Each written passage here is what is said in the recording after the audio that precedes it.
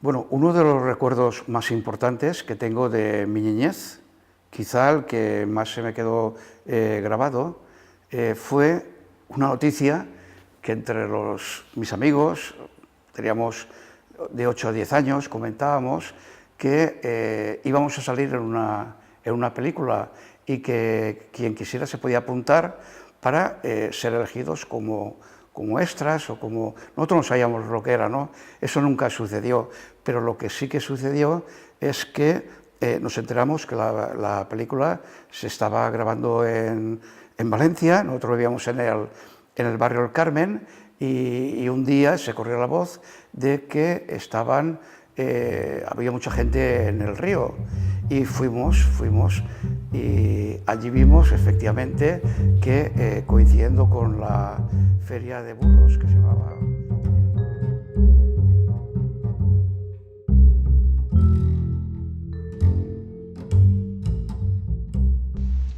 The Boy Who Stole a Million, el niño que robó 1.000.000,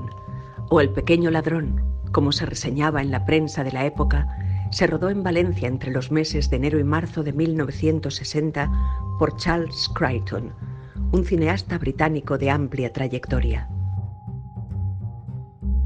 Por motivos que podemos intuir pero que desconocemos, la película nunca se estrenó en Valencia ni en España, a pesar de que fue una producción cinematográfica en la que las calles y los paisajes de la ciudad son,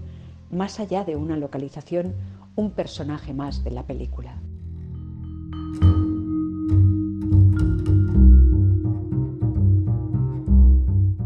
La cinta muestra el paisaje urbano de la ciudad como posiblemente nunca se ha mostrado en una película de ficción, a través de la excelente fotografía en blanco y negro de Douglas Slocum.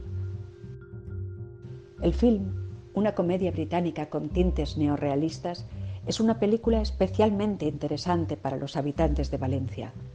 para los de más edad porque despierta una inevitable nostalgia y para los más jóvenes porque enseña una ciudad distinta, pero entrañable y reconocible. Parajes como la Plaza de Sant Jaume, la plaza del Ayuntamiento, con la desaparecida Tortada de Gerlitz, las torres de Serranos, el cauce del Turia, el puerto y la fachada marítima del Cabanyal, el barrio de Marchalenes o las también prácticamente desaparecidas cuevas de Benimamet son algunos de los paisajes urbanos que aparecen en la película, retratando la vida de una ciudad que vivía bajo una dictadura, pero que seguía siendo mediterránea y vital. En los últimos años la película se ha difundido a través de canales alternativos o de enlaces de Internet.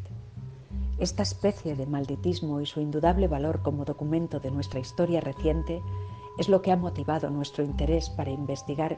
cómo fue aquel rodaje en la Valencia de principios de 1960